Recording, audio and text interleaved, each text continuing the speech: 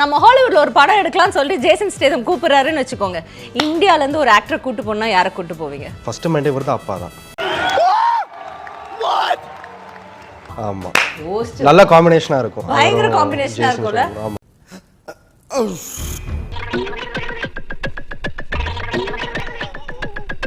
மாடி எத்த தடி அவர் சூட்டுக்கும் இவர் சூட்டுக்கும். ஆமா, அவர் இந்த இன்டர்வியூ பார்க்கணும் நான் நம்புறேன். கண்டிப்பா பாக்குறாரு.